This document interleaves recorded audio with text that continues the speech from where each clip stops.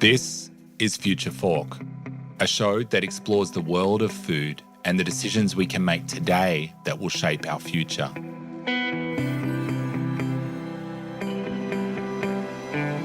On the show, you'll hear from innovators in the food space. We'll have disruptive conversations with people from around the globe who are taking the lead on topics like food sustainability, ending world hunger, food security, and so much more. I'm your host, Paul Newnham.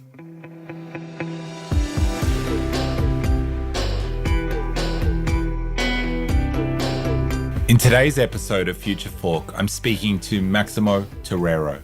Maximo is the Chief Economist at the Food and Agriculture Organization. In our chat, we dove into the intricacies of global food security and economics. Maximo told me about his journey into the realm of agricultural economics. We unpacked the SOFI report, and we also discussed this year's critical findings on the cost and affordability of a healthy diet and the impact that financing can have on driving forward change for SDG 2. Let's jump in. Well, Maximo, welcome to the show. Oh, very nice being with you today. So you're the Chief Economist for the Food and Agriculture Organization. Can you tell us a little bit about how you got into this space? So look, I have been working in this area since I finished my PhD. I went back to Peru where I did research on food security and poverty and hunger. But then I moved to the International Food Policy Research Institute in Washington, where I spent 12 years working on this topic as director of the markets division.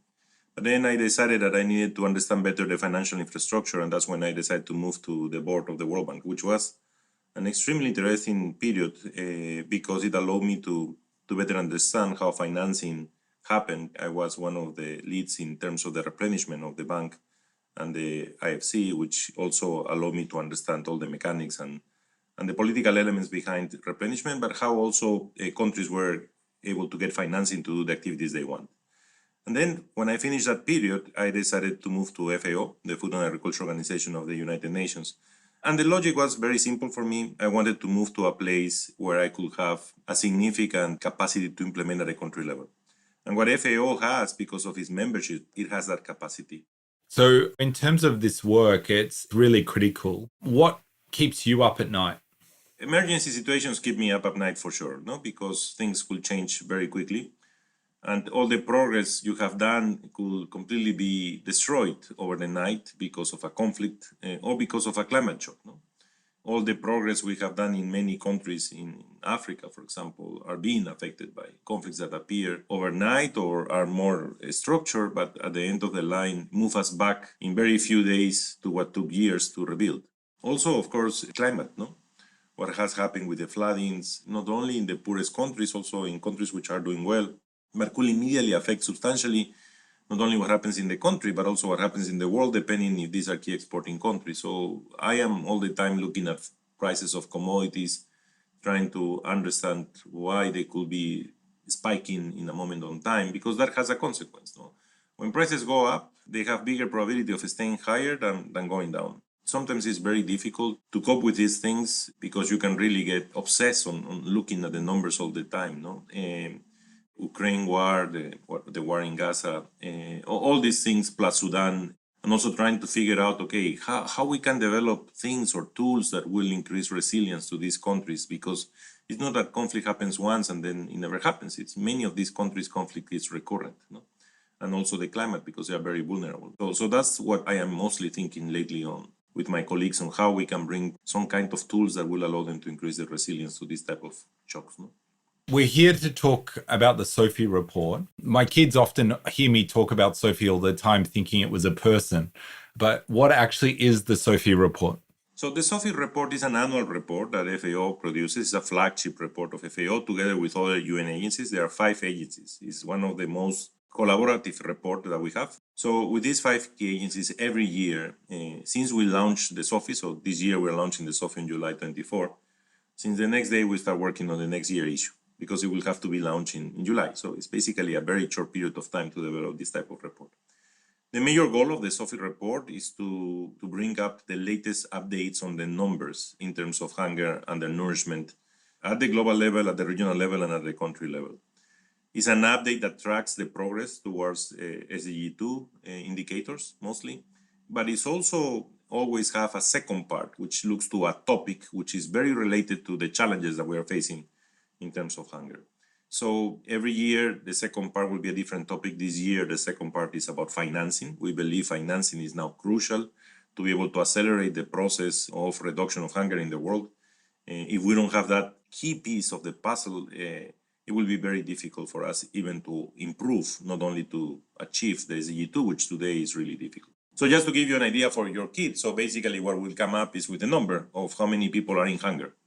No, and this year, the amount of people in hunger, in average, in the midpoint, is 733 million people in hunger in the world, which is between an average of 713 range and 757 million people. But the midpoint is 733 million people. Now your kid will ask, okay, this is high or low? And the question is, no, it's high. When we had COVID-19 3 years ago, the number went up substantially. And that number has stayed high now for the last 3 years, meaning that we have not yet recovered at the global level from COVID-19. And that's the global number. We also report the number of how much people are moderate or severe food insecurity. And what is this is an additional information which tells us for undernutrition and overnutrition, because the challenge is not hunger only, but it's also overweight and obesity. And this indicator again tells us that we have 2.33 billion people facing moderate or severe food insecurity. And this is around 28.9% of the global population. So it's a significant number that is telling us that people are not consuming what they need to consume, both in terms of undernutrition and overnutrition. This also opens the question of, okay, we're not consuming that, but why? What is the reason behind? And then we have this new indicator that we started a few years ago on access to healthy diets. No? And what we found that there is that the access to healthy diets is on 2.8 billion people do not have access to healthy diets today. It has progressed a little bit, and the reason why it has progressed is mostly because of an income effect. So we try to cover all the different types of indicators, but there is a story behind, there is a logic behind. And the story is, yes, the photograph today is that hunger is high, has not improved what we will have expect to improve. Not only hunger is high, but also moderate and severe food insecure remain high. And part of the explanation behind those numbers is that the cost of these diets, of the diversity of macronutrients that we need are high. Now, normally kids like to ask many questions and they will say, okay, but I see that in certain parts of the world, people are not doing so bad. And I see that in other parts of the world, people are doing so bad. And that's what we observe. What we observe in the global number, despite we have a high number in terms of hunger, we observe also that there are regional disparities, important regional disparities. We have an Africa that has been deteriorating and has not improved at all, and has put them in a very bad situation in terms of the hunger numbers, which they will be the bigger numbers by 2030 if we project the current numbers. They will explain 50% of the 500 and more million people in hunger in 2030 if they continue as they are. We also see that there are regions that have improved substantially, and that's the case of South America especially.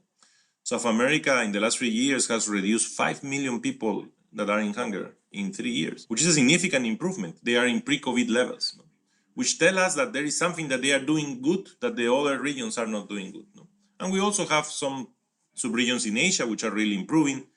And we also observe that seeds, for example, the Caribbean seeds or the Pacific Island seeds, have not yet been able to recover. So the story here is that, okay, there is a lot that we can learn from each region, and we can explain why one region is doing better than the other, and how lessons from this can be translated to the other regions. Of course, always we have to customize to the local realities, but that's important.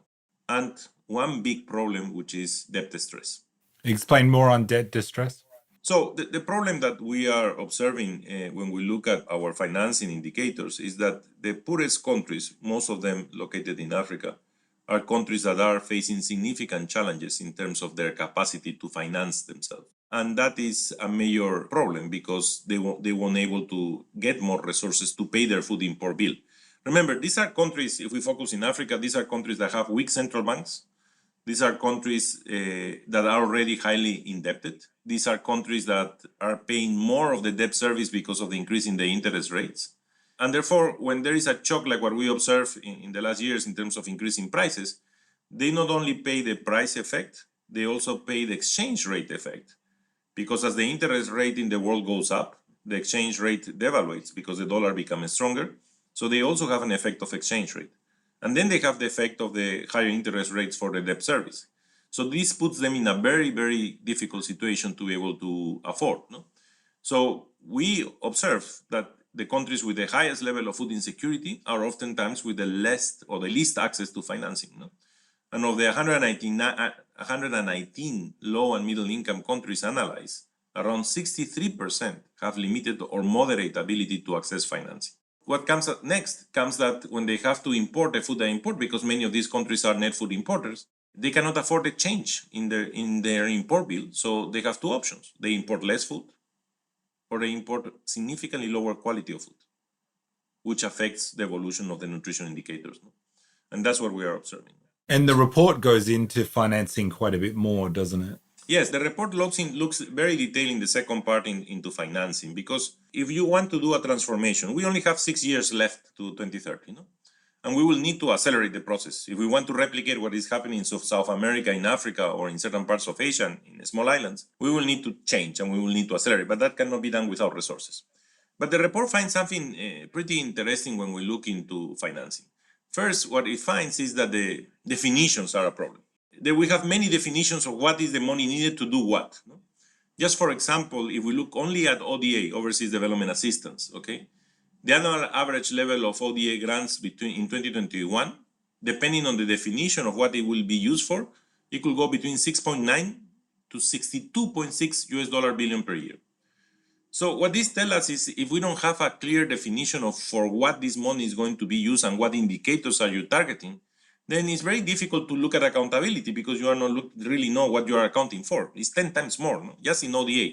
Imagine the investment from the multilateral development banks, the major donors. So that is what is important for us to understand and to bring. No? And this report tries to bring a common definition that will help us to coordinate this better. It also brings the importance of 3 key recommendations that we do. The first recommendation is we need to enhance coordination. And you as the SDA Hub, you know this because you have been seeing how the evolution in the different donor platforms is happening. Yes, there are meetings, there are coordination, but at the end of the line, the ones who really invest money in these countries, which really are driving this, are the bigger investment banks, the World Bank, the IMF, the regional banks, African Development Bank, Asian Development Bank, the BIDs, the CAFs. They are the ones which are really putting the big billions into this type of investment outside of ODA, of course. And then you have traditional donors, no, country donors. The level of coordination in terms of resolving a problem is still not there. There has been some marginal improvements, but we don't have this coordination with a common target. And this starts from the fact that we don't have a common definition. So how we are going to target something if we don't have a common definition? So I think the first recommendation this report brings is the importance of enhancing coordination and consensus on what and where it is essential to finance and better target financing for the ones most in need, considering national and local priorities. And this goes further than just emergencies. No? This goes to really the transformation that you need to do to be able to achieve these goals. The second is that donors and other international actors must be more risk tolerant and involved in de-risking activities. Why? Because our agri-food systems, we know, is going to be operating and is operating under risk and uncertainties. And this will be increasing over time. Today we have violated 6 of the 9 planetary boundaries. So the expectation is that the frequency of these events will increase over time. It could even get exponential. So we know that. So we need to be prepared for that. But our financial infrastructure is not prepared for that. Our financial infrastructure is still working on static photographs, when we should be working on states of nature. No? There is a probability that this will happen and a probability that that will happen because of climate events. The frequency will increase. And that's where more risk tolerance needs to be present in the donors. And finally, we need more innovation in financing, blending financing and other elements. And one example that I always like to bring is the fact that, you know, when you go to any COP, they see agriculture as the bad sector, the sector that brings emissions, 1/3 of emissions in the world, and mostly methane, brings deterioration of biodiversity, misuse of water management, and so on and so forth. But we forget one element, that the agri-food system is the one that gives you the food. If we don't have that system in place which create these externalities, we won't be able to eat. So there is a very good thing that this sector do, And as in always, when you do something very good, you have some externalities. But also this sector is the one that can improve the most. If you follow the just transition paradigm, we can improve efficiencies, we can reallocate. It's a sector that have a space of improvement. It's not easy, it's complex, but they have a space. And finally, it's the sector that will be the most affected by climate. So clearly, doesn't make any sense that today 3% of climate financing goes to agriculture. On the contrary, it's the sector that if it is changed and transformed and gain efficiencies and redistribution, it will be the one that will help enormously to minimize the climate risk in the future. You make some really good points about what's most critical for action now and that shift in how we think about things. You also talked a bit about data, and one of the things I know when I was hearing is the range. Why is there a range in the numbers, and how do we understand that? So since COVID-19, we changed the way we publish numbers. Why? Because COVID-19 bring a lot of issues in terms of countries reporting data. For measuring the hunger numbers, we use official data inputs, and we of course calculate the numbers, the prevalence. So we decided that it was better to work with a range. Why? Because every year we update the whole time series, no? And the range allows us to be consistent over time in our trends. What the range means uncertainty. No? This is a sector that has uncertainty. We have been reducing the range after COVID over time, but still we face uncertainty because not all the countries are at the same level of reporting. And this is clearly reflected by the fact that there is a huge inequalities that has been increased as a result of COVID-19. No? And this, of course, affects the statistical system and the statistical information. And that's why we decided to do that, because it basically reflects that it's not only the issue of the absolute number, but also the range that incorporates that uncertainty. So this year, the range for hunger goes between 713 million to 757 million. And normally we work with the midpoint, which is 733 million people facing hunger. You mentioned in the report's launched annually, and this year the report's being launched in Brazil as part of the G20 meeting. And this is happening this week. And when we look at numbers in a report, obviously it can get a bit abstract. We need to continually come back to these numbers represent people, individual people. Can you share a bit around the importance of launching in Brazil alongside the G20 and why you see this as a key opportunity for launching and connecting in the report? So normally we used to launch the report the second week of July. This year there was a decision with all the partners that what is happening in the G20 of Brazil this year is really important because it's a political movement, a political change, and a political support towards eliminating hunger and poverty in the world. And that's what the G20 of Brazil is trying to do through the task force of the Global Alliance to Reduce Hunger and Poverty, to eliminate hunger and poverty. That's why we launched it in Brazil, because we believe that this is like a starting point, a clear baseline. This is where we are. This is the photograph where we are today. And this is the challenge that we have for the next 6 years. And the alliance that is going to be launched the same day, a few hours after the SOFI launch, is basically perfect to push for this transformation. Why? Because this alliance has had enormous support of all the G20 countries plus all the invitee countries. So it's more than just G20 countries. Two, the alliance is bringing 3 key pillars. It's bringing the pillar of knowledge that I was referring to. There are regions that are improving, regions that are not, what we can learn from there, which are the best practices. We have a lot of information that we can bring on knowledge pillar. It has the pillar of the financing. And this is where our 3 recommendations play a crucial role. Definition, of course, but then coordination, more risk tolerance and de-risking. So how we can coordinate that, all the financial instruments of the IFIs, the governments and so on, so that we can implement and bring this knowledge into reality. And the third pillar, which is at the core of it, is country level impact, which is central, because everything has to happen through the country. So our belief, and why that's why we decided to do this, was that we need to push this political moment, this opportunity that we have, that can move further, because again, we have COP29 and then COP30, and COP30 is again in Brazil. And this could also help us to bring together the financing on climate to the agri-food system. For us, it's an enormous opportunity, a very clear baseline, and then we can see how through the alliance we can get as close as we can to the goal of 2030. And that's the timeline of the alliance too. The alliance goes until 2030. So that's why, and I hope we are correct, and I hope this really create a stronger movement that will start this transformation. Because the point is that if we follow, for example, if you look at South America, and South America continues reducing 5 million people in hunger, by 2030, they will achieve the goal, clearly. But what we need to do now is, okay, how we transfer this to Africa, how we help the seeds to move out. If we are able to transfer that through the knowledge pillar, the financing pillar at the country level in Africa, I think we can get close. It could be that we don't get to the goal, but we can get close, and that's the goal. How we can change the increasing trend that Africa has to a trend that declines, and to a trend that declines in an accelerated way. It's a hope, it's a wish, it's aspirational, but I think more than aspirational, there is a space of significant improvement, which I hope this can be transmitted through the Alliance. Thank you for giving us that insight around the Alliance and the importance of this alignment, I guess, of the report release. To wrap things up, I always like to close with a bit of a fun question. And for somebody who travels around the world, what's one thing that you've been enjoying eating at the moment? In every country, we eat something different, but I like to see what is the best in each country. In Paraguay, of course, meat is great, like in Argentina and in Brazil. In Beijing, there are other types of, a lot of vegetables and very good vegetable food, but also Peking duck, of course. So food varies, but sometimes it's more what you get in the lounges than what you really eat at the end of the line to be able to be here. Well, thank you for joining us on the show, Maximo, and we will be looking out for the SOFI details, the knowledge, the recommendations, and seeing how we can take them forward and support the work that you're doing and the many partners that you're working with.